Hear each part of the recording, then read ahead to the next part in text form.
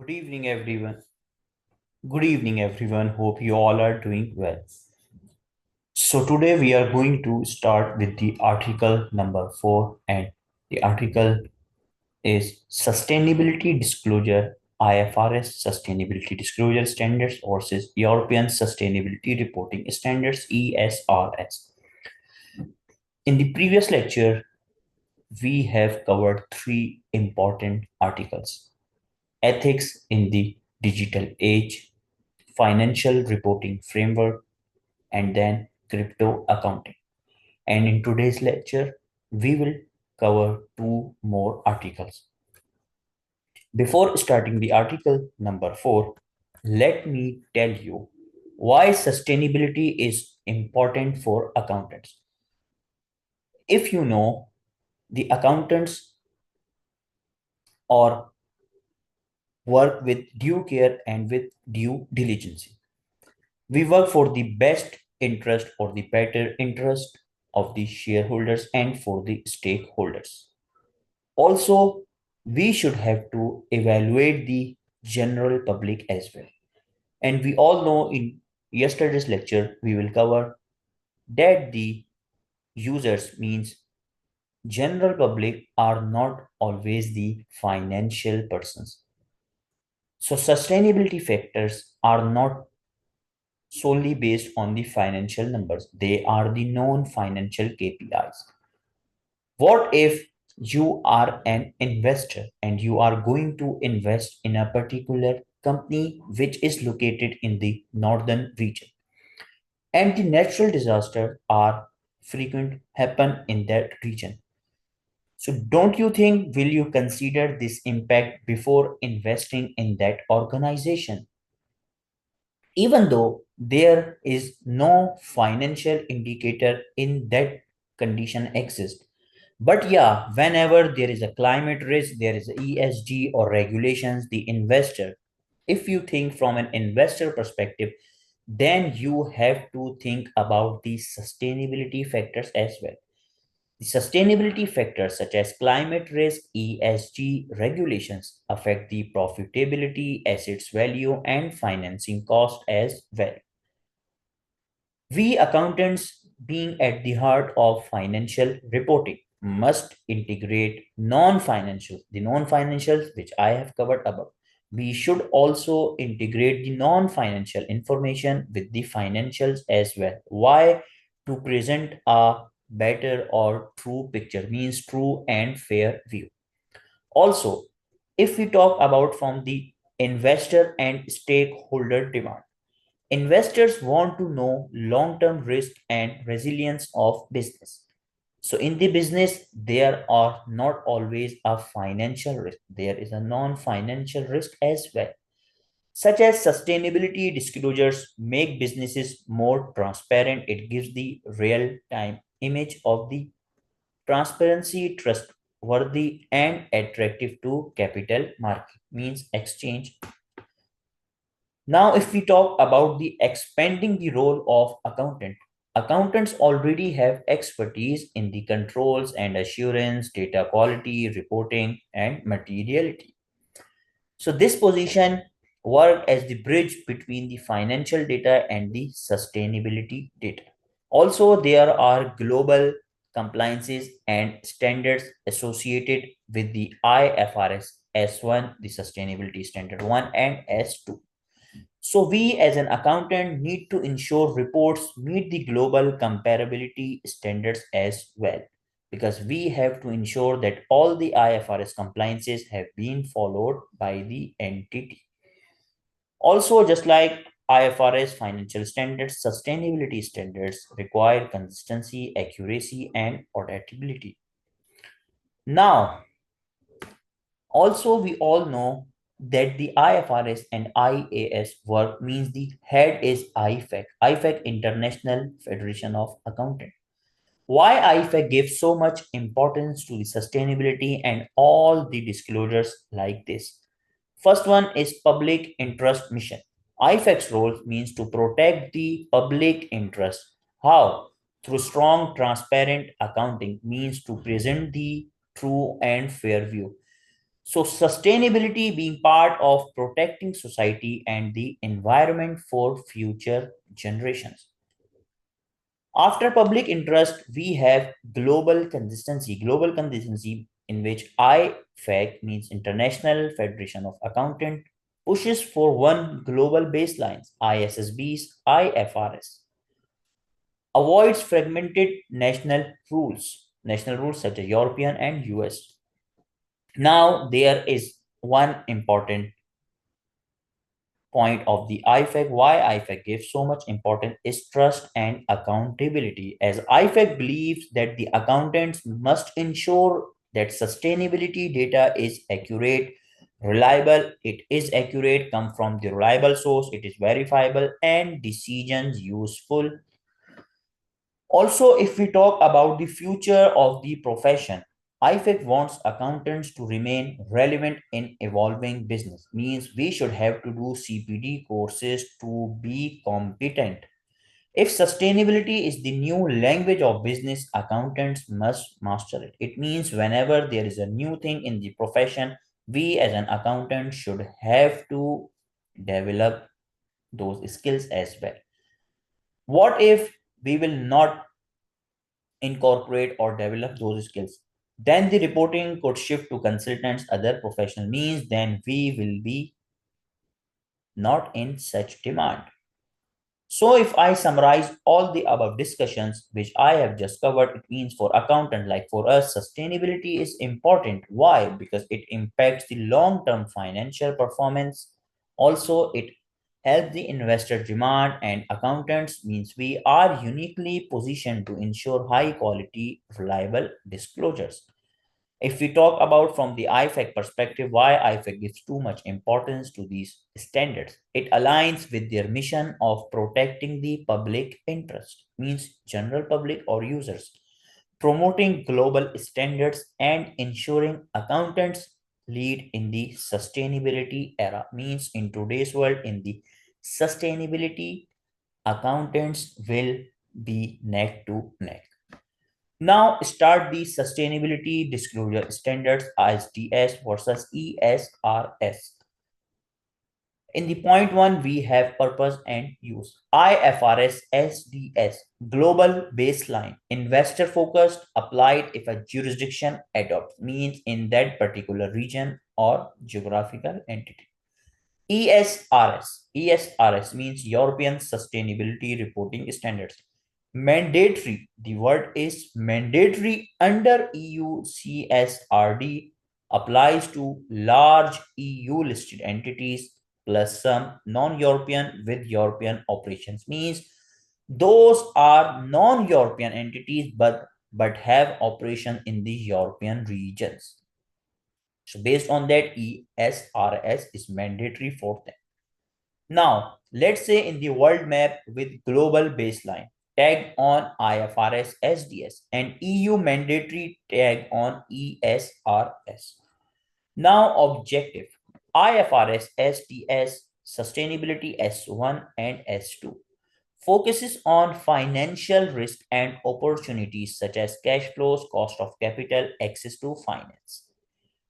ESRS, on the other hand, broader risk plus opportunities plus impacts on people and planet, double materiality. This is very important concept for the AAA student, but for you as well. Now, IFRS inside out impact on entity, ESRS inside out plus outside in impact on entity and impact of entity. Okay, means it is affected by the entity and it can also affect the entity. So these are two opposite things. Materiality, IFRS SDS only financial material. Again repeating, IFRS SDS only financial material. But in the ESRS, double materiality, financial materiality effects on the entity's finances, and impact materiality effects on environment slash people. Let's say there are two circles overlapping. IFRS only covers one, ESRS covers both. Means in the both circles, ESRS must be present, whereas IFRS only cover one circle, which is financial side. Now, disclosure and presentation. IFRS STS flexible placement with financial reports. The keyword is financial reports. Disclose only if material. Whereas in the ESRS mandatory sustainability statement management report section, certain disclosures required even not material. Even if they are not material for the ESRS, you should have to disclose it. IFRS disclose if material, ESRS always disclose core policies plus explain if none exist. Users slash stakeholders. These are general public. IFRS STS, investors, lenders, and creditors. ESRS, investors, society, NGOs, governments, workers, communities, and unions. So these are the stakeholders for the ESRS, and there are three stakeholders for the IFRS STS. Infographic, small circle, capital providers. ESRS, large circle, capital plus society providers. Time horizons. IFRS SDS entity decides short, medium, long term defined by company, whereas in the ESRS, short reporting period, medium up to 5 years, long greater than 5 years. In the IFRS, the time period is based on the entity, but in the ESRS, short period considered the reporting period. Reporting period means year end period is considered as the reporting period. The 1 year period considered as the shortest period in the ESRS. Whereas the period for the 5 years means equal to 5 year considered as the medium, and more than 5 year considered as the long. Now, range of standards. IFRS SDS two standards, S1, S2. S1 is about the general, S2 is about the climate, more planned. ESRS 12 standards, cross-cutting environmental, social governance. Infographic, IFRS 2 versus ESRS 12. So these are the crux of the entire point which we have covered in the previous point. 8. Climate biggest area of difference. IFRS S2, we have just covered above. Climate risk opportunities, financial impact only.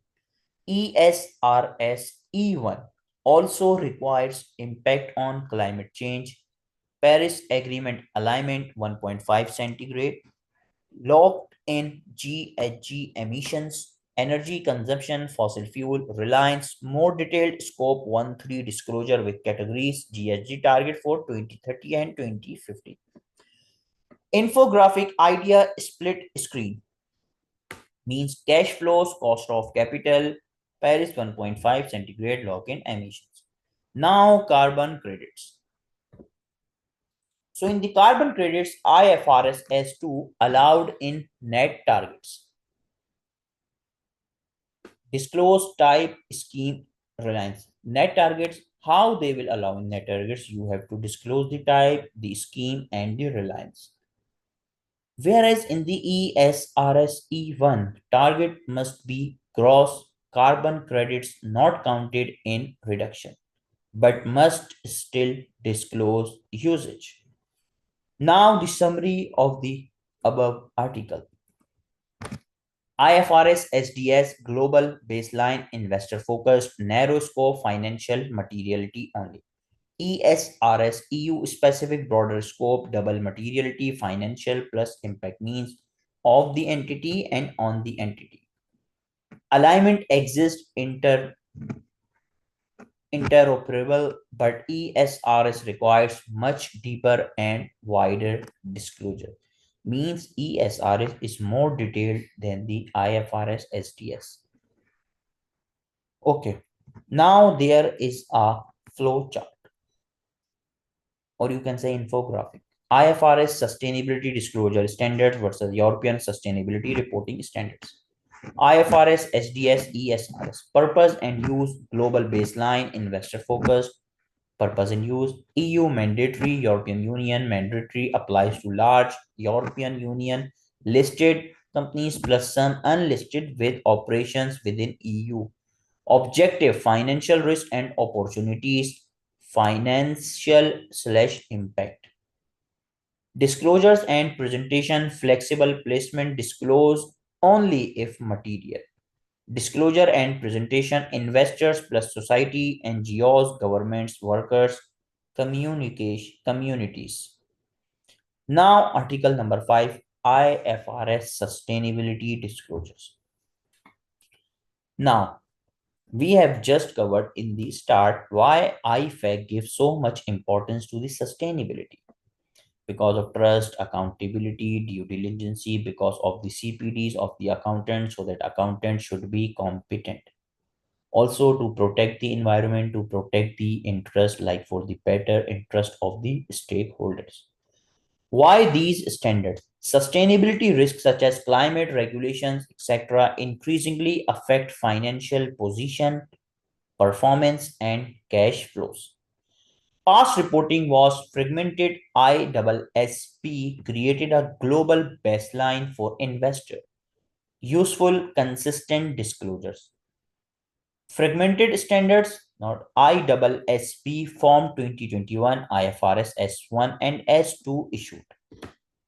Now, the standards IFRS S1 general requirements covers all sustainability related disclosures, four core content areas: governance, strategy, risk management, metrics, and targets.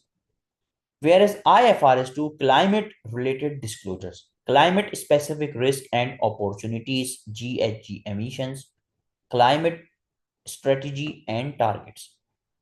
So risk is same, climate strategy is same, target is same, but there are other factors as well, such as opportunities, emissions. Infographic idea, two blocks: left S1 framework all sustainability, right S2 climate specific detailed rules. Key concept: materiality, same as accounting standard, could influence investors' decision to taken on the best interest of the shareholders. Alignment, same reporting period, qualitative characteristics such as relevance, faithful representation. These are the characteristics which we have covered in the previous lecture. Comparability, verifiability, timelines, understandability. Commercial sensitivity means opportunities may be omitted if commercially sensitive, but risk cannot, means risk must be or should be there. Now, climate related disclosures, IFRS 2. So the article number 4 was just an overview why sustainability and what's the difference between the sustainability and the ESRS. But the article number 4 is very important, because if you have not read the article number 4, then article number 5 may give you little difficulty. So that's why I have started with the article number 4. Then we move to the article number 5. So climate related disclosures, IFRS 2, there are risks and opportunities. In the risk, we have physical such as floods, drought, rising seas, biodiversity loss. Transition means regulation, higher energy cost means consumption, reputational risk. Now, there is a question: how reputational risk can occur to the organization? Can anyone tell me, please? I am waiting, please. Okay, let's say your industry is based in the southern part of any city, and in that part the most of the public are environment friendly, means they love the environment, they are nature friendly users. So your industry emission is higher than the required emission by the regulation or by the government of that specific region. Now, due to the emission from your industry, the crops of that particular region, the southern region, crops is affected badly. Not the crop, also the old population and their farming animals are also affected by the emission. So that environment, nature or environment friendly public will not able to purchase your product. Why? Because they are not liking your product. Why? What's the reason? The reason is that you are not a environment friendly industry. Your industry is affecting their crops, their houses, their elders, like they are facing a lot of issues from your industry. So in that particular region, your industry shares might go down, means your market share is declining. And based on that, if this situation continues, it will affect your reputation as well. So this is how industries or entities face reputational risk due to climate related issues. Opportunities, new technology, innovation, efficiency, brand value, market share. Yeah, you have an opportunity to increase the market share if you can overcome the emission level. Okay, disclosure required. Impact on strategy, business model, financial performance, cash flows, short, medium, long term, scenario analysis, test resilience against climate change, governance disclosures, how risk opportunities are identified and managed. Okay, guys. So these articles I have written in the summary form. Why? Because first of all, you do not need to memorize it or rote learn these articles. Also, you do not need to read these articles for the time being from the ACCA side. Why? Because first of all, you guys don't have enough time if you want to start reading these articles from the ACCA side.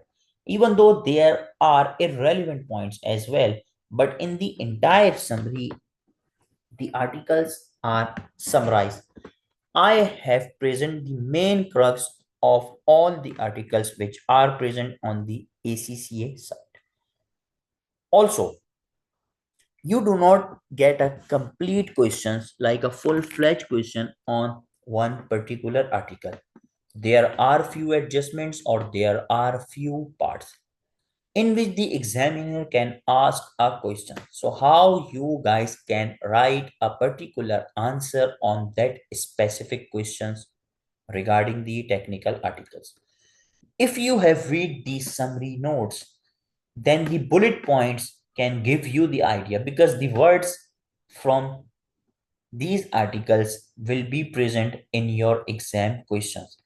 If you have read these articles, then in the exam questions, if there would be any point from these slides or from these articles, then your mind will give you a link, a hint that yeah, you have read these things. So the impact, the risk, the opportunities, the disclosure requirement, and the strategy should be like this. Then only you can write a point or answer if you have read these articles. Disclosure requirement, impact on strategy, scenario analysis, governance, disclosures, how risk opportunities are identified and managed. Now, metrics and targets. Entities must disclose GHG emission scope 1 to 3, climate related targets, carbon reduction, energy efficiency. Progress towards target, gross net carbon credits must be explained. Now, there are entities who are promoting the carbon accounting because it's one of the most important or in demand skill of this era. If any student want to know more about the carbon accounting, then I would highly recommend you to read the Hilton Hotels report, because in the Hilton Hotel case study, you will get much more information about the carbon accounting. I will try to summarize the Hilton Hotel case study maybe if I got time in this attempt, but if not for this time, then of course I will do for the next attempt as well. But I will try my best to summarize the complete Hilton theory and present you in the summary form. Why these matters for exams? From September 24, SBR exam will test evaluation of IFRS S1 and S2 disclosures, which you have just covered above. Assessment of risk and opportunities you have just covered here. Let me show you. Look these ones. Progress towards targets, gross plus net carbon credits must be explained. Now, why these matters for exam? Okay, I think I just pasted 2 times. From September 24, SBR exam will evaluation of IFRS S1 and S2 disclosure, assessment of risk, opportunities, appraisal of usefulness of disclosure. We covered all these things in the above slides. Now, final one-liner. IFRS S1 General Sustainability Framework. IFRS is S2 Climate Specific Disclosures, GHG Target Risk Opportunities. Together, global baseline for investor useful sustainability reporting. Here's the main crux of the article on IFRS Sustainability Disclosure Standards, IFRS S1 S2. Purpose to provide high quality, consistent, and comparable sustainability information to the investors. S1 general requirement covers governance, strategy, risk management metrics, and targets for sustainability related disclosures. S2 climate related disclosure focuses on climate risk opportunities requiring disclosure of GHG emissions, target and performance metrics. Objective help investors understand how sustainability and climate factors affect an entity's financial position, performance, and cash flows. Developed by ISSB, ensures global consistency and comparability, reducing fragmentation in sustainability reporting. In short, S1 overall sustainability disclosure, S2 climate specific disclosures. Both aim to increase transparency and decision useful information for investors. Then there are some important information about sustainability disclosure standards. Background. In recent years, third, grown awareness of sustainability related risk and opportunities impact that these may have on an entity's current and future financial position, performance, and cash flows. Investors require high quality information about these risks as well as potential substantiated related opportunities. Wine, Madden Mellow. I don't know what is this thing. Okay. General requirements. Entities apply IFRS S1 when preparing and reporting sustainability related financial disclosure. Governance, strategy, risk management, metrics, target, climate related disclosure, risk and opportunities, metrics. So now guys, we are done with total 5 technical articles. I think there are 3 or 2 more articles on the ACCA side. But there are other important articles which I think you guys should learn. So don't worry, I will upload those articles, lectures, and theory notes as well. So again, repeating, if any guy want more information or more detailed analysis on the articles, then you can definitely approach me. I try my best to answer each and every student within